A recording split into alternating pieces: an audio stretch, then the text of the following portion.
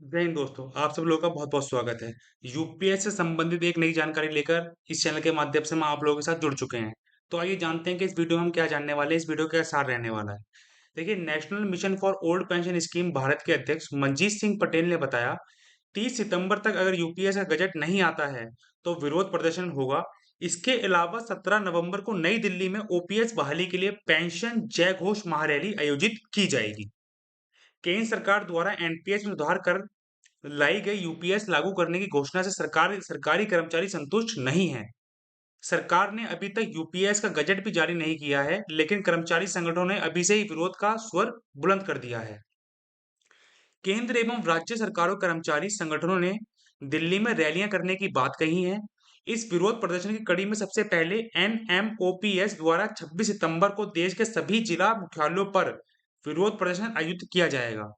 इसके बाद 17 नवंबर को केंद्रीय कर्मचारी संगठन national mission for old pension scheme Bharat नई दिल्ली में राष्ट्रीय स्तर की रैली करेगा। इसमें विभिन्न राज्यों के कर्मचारी संगठन भी हिस्सा लेंगे। अखिल भारतीय रक्षा कर्मचारी महासंघ के सदस्यों ने प्रतिज्ञा ली है कि जब तक मैं गैर अंशदायी पुरानी पेंशन योजना हासिल नहीं कर लेता, तब तक चैन से नहीं बैठूंगा। रेलवे के विभिन्न कर्मचारी संगठन भी अब खुलकर यूपीएस के विरोध में खड़े हो गए हैं। एआईडीईएफ के महासचिव सी श्री कुमार ने बताया, आयुष कारखानों के रक्षा कर्मचारी 1 अक्टूबर को निगम दिवस का बहिष्कार करेंगे। इस संगठन से जुड़े कर्मचारियों ने यूपीएस के खिलाफ अपने आंदोलन को दोबारा से प्रारंभ करने का निर्णय लिया है। अंशदायी पेंशन योजना यूपीएस का पुरजोर विरोध किया जाएगी। पिछले 20 वर्षों से केंद्र और राज्य सरकारी कर्मचारी अंशदायी पेंशन योजना के खिलाफ लड़ रहे हैं। उनकी मांग गैर अंशदायी पुरानी पेंशन योजना को फिर से बहाल कराना है। कर्मचारियों के पास अब यही विकल्प बचा है कि वो यूपीएस में शामिल हो या एनपीएस में बने रहें। बता दें कि 24 अगस्त को प्रधानमंत्री मोदी के साथ बैठक करने वाले संगठनों में एआईडीईएफ शामिल नहीं था। इस संगठन ने ओपीएस की मांग को लेकर पीएम की बैठक का बहिष्कार किया था। बतौर श्री कुमार, यूपीएस कुछ नहीं है बल्कि एनपीएस का विस्तार है। राज्य सरकारी कर्मचारी संगठनों ने भी यूपीएस को खारिज कर दिया है। कई राज्यों में रैलियां, विरोध कार्यक्रम आयोजित किए जा रहे हैं। एआईडीईएफ महासचिव श्री शिवकुमार के मुताबिक वह यूपीएस को स्वीकार नहीं कर सकते। वजह ये एक अंशदायी प्रकृति की योजना है। कर्मचारियों की संचित निधि, जिसमें उन्होंने 3 दशकों से अधिक समय तक योगदान दिया है, उसे वापस नहीं लौटाया जाएगा। भले ही पेंशन की पात्रता 25 साल रखी गई है, लेकिन कर्मचारियों को पेंशन 60 साल की उम्र के बाद ही मिलेगी।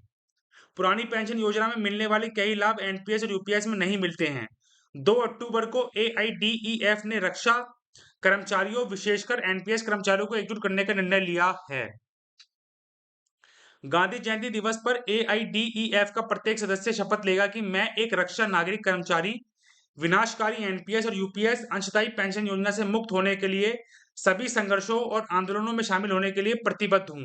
मैं सीसीएस नियम 1972 अब 2021 के तहत गैर अंशदायी पेंशन प्राप्त करने के लिए सभी ट्रेड यूनियन एक्शन कार्यक्रमों का भी समर्थन करता हूं और उनमें भाग लूंगा। मैं प्रतिज्ञा करता हूं, जब तक मैं गैर अंशदायी पुरानी पेंशन योजना हासिल नहीं कर लेता, तब तक चैन से नहीं बैठूंगा। और हम सभी सरकारी कर्मचारी की इस वास्तविक और उचित मांग को वास्तविकता में बदलने में एक हैं। इस बाबत दूसरे संगठनों से भी चर्चा जारी है। National mission for old pension scheme Bharat के अध्यक्ष मनजीत सिंह पटेल ने बताया, 30 सितंबर तक अगर यूपीएस गजट नहीं आता तो विरोध प्रदर्शन होगा। इसके अलावा 19 नवंबर को नई दिल्ली में ओपीएस बहाली के लिए पेंशन जयघोष महारैली आयोजित की जाएगी। रैली की तैयारियां शुरू कर दी गई हैं। उत्तर प्रदेश से पुरानी पेंशन बहाली संयुक्त मोर्चा ने इस बाबत हस्ताक्षर अभियान शुरू किया है। हस्ताक्षर अभियान में लखनऊ, मऊ, उन्नाव, कानपुर, शाहजहांपुर, लखीमपुर व बरेली से हजारों कर्मचारियों ने दिल्ली चलने की तैयारियां प्रारंभ कर दी हैं। इस बार साफ है कि 20 वर्ष की नौकरी के बाद 50% पेंशन का आधार सुनिश्चित हो। कर्मचारी अंशदान की ब्याज सहित यानी जीपीएफ की तरह वापसी और वीआरएस अनिवार्य सेवानिवृत्ति, सेवानिवृत्ति पर संपूर्ण राशि की वापसी, ये मांगे मनवाई रहेंगे। 17 नवंबर की रैली में देश भर से लाखों कर्मचारी भाग लेंगे।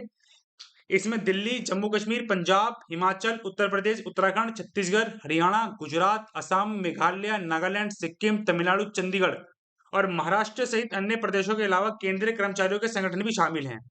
एनएमओपीएस के राष्ट्रीय अध्यक्ष विजय कुमार बंधु की अध्यक्षता में 15 सितंबर को संगठन की राष्ट्रीय कार्यकारिणी की बैठक में दिल्ली में आयोजित की गई थी।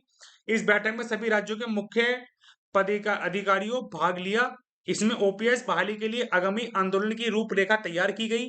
सबसे पहले 26 सितंबर को देश के समस्त जिला मुख्यालयों पर यूपीएस एनपीएस के खिलाफ आक्रोश मार्च होगा।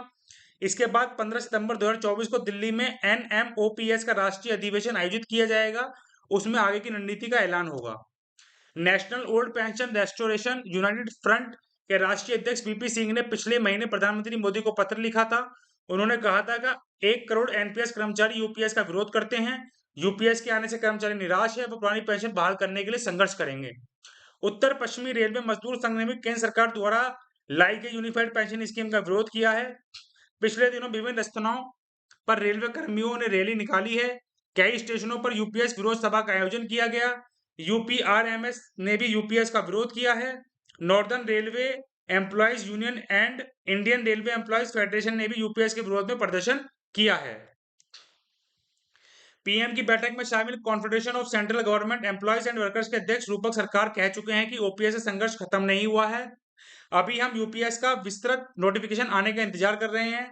महाराष्ट्र में लंबे समय से ओपीएस की लड़ाई लड़ने वाले महाराष्ट्र राज्य जूनी पेंशन संगठन के राज्य सोशल मीडिया प्रमुख विनय चौथे कहते हैं ओपीएस की लड़ाई खत्म नहीं हुई है। हमारा संगठन एनएमओपीएस के तहत अपना संघर्ष जारी रखेगा। हरियाणा में भी पेंशन बहाली संघर्ष समिति के राज्य प्रधान विजेंद्र धारीवाल लगातार ओपीएस की मांग को लेकर आंदोलन कर रहे हैं। तो यही अपडेट निकल कर आया है। आने वाले समय बहुत बड़ा आंदोलन ओपीएस को लेकर होने वाला है और मैं आप सब लोगों से अनुरोध करना चाहूंगा कि इस आंदोलन में बड़ी से बड़ी संख्या में बढ़ चढ़कर हिस्सा लें एवं इसमें जुड़ें, ताकि सरकार के कान खुल सकें, सरकार की आंखें खुल सकें और ओपीएस जो हमारा हक है हम कर्मचारियों को मिल सके। जय हिंद, जय भारत।